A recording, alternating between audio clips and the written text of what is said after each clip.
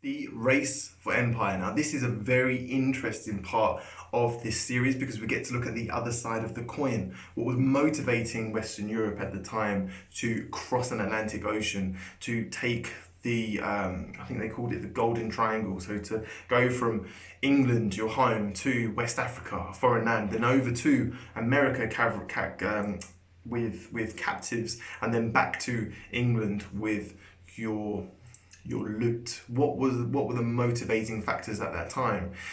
So in this section called The Race for Empire, let's look at Nial Ferguson, who is an author, and in his book Empire does a fantastic job of explaining the drivers for Britain to also enter the rat race for empire. Now, at the time, we had in England state competition or interstate competition. Britain at the time was fairly decentralised, meaning that the local lords of the land executed a lot of control over their towns. Now, this is quite different to, for example, Spain, which was mainly centrally controlled by a monarchy. This was argued by Nial Ferguson to be different to the Spanish, who had fairly centralised control in the Spanish monarchy. This caused British states to compete against each other. British states competed for wealth and for status. The transatlantic slave trade would soon be a way for an Englishman to compete against his fellow Englishmen for the accumulation of wealth.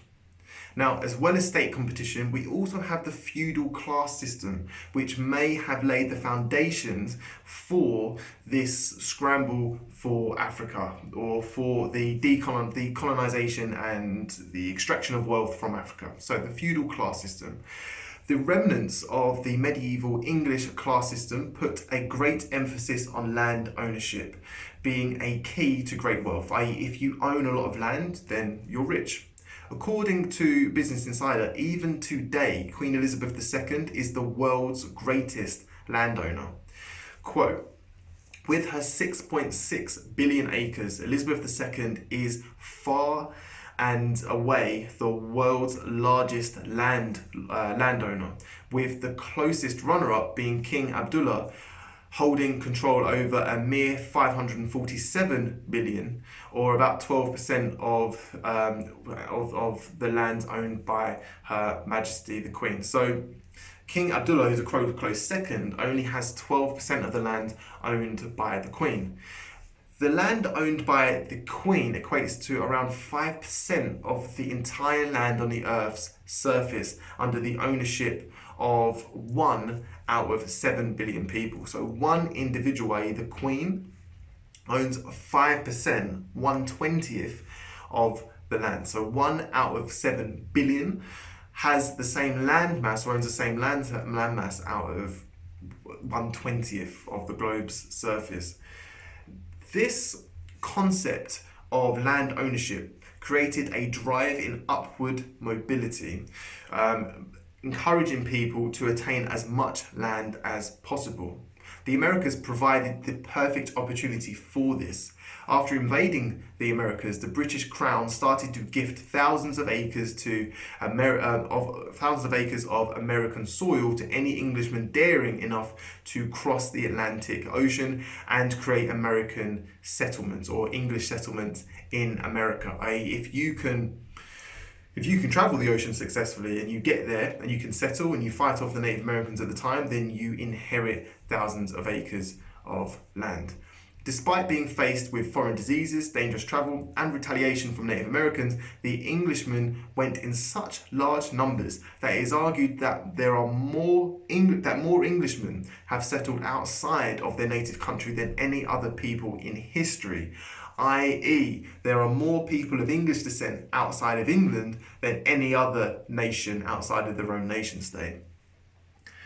Another factor which drove colonization or imperialism, the accumulation of empire, forward was something called empire envy. The story of Sir Henry Morgan summarizes empire envy better than any other, in my opinion. According to Nial Ferguson, Henry Morgan was a Welsh privateer who, after hearing of the great quantities of gold seized by the Spanish in the Americas, decided to make an attempt for himself. He sailed to South America, but ultimately failed in his attempt to find any gold. On his way back across the Atlantic, depressed at his failed efforts, he noticed a Spanish ship returning to Spain from the Americas after mining for gold. Henry Morgan raided the Spanish ship and returned to the British Isles. He reported his success to the monarchy, who started to invest in Henry Morgan so that he could continue his pirateering. Let's not get it twisted. Henry Morgan was a pirate, but because he's been made legitimate by the Queen, he is now called a privateer. Henry Morgan became a very wealthy man and eventually purchased land in Jamaica and African slaves to work the sugar plantations. The monarchy of England then started to invest in other individuals like Henry Morgan. Pirateering became the start of the British Empire and the British Navy. Pirates would prove their ability. The monarchy would then permit their pursuit of wealth. The pirates would then become privateers. Privateers would continue to arm themselves for their protection, and invest in faster ships to defend against piracy, and so the cycle continues to build empire. Henry Morgan can still be found today at many parties. This knighted pirate, Sir Henry Morgan, is today known as Captain Morgan, whose name is now a popular brand of rum. Now my task to you is this. Due to empire, there are more individuals of English descent outside of their native land than any other nationality of people. Considering this, and the fact that humans have spread from North Africa to all over the world over the past 200,000 years, assess the current arguments for anti-immigration. List the arguments for and against immigration. Assess the strength of these arguments by arguing for and against them. Summarize your opinion on immigration, and please debate this in class under the leadership of your teacher. So to summarize, what I'm trying to get you to do is to balance the argument. There has been a lot of anti-immigration rhetoric in England, especially surrounding, for example, Brexit. But even before that, now, as we've already stated, there are more people of English descent outside of England than if you were to compare any other nation and its people outside of that nation state. Do we have legs to stand on as an island being anti-immigration by policy? And what are the arguments for and against immigration? Please discuss and debate under the guidance of your teacher.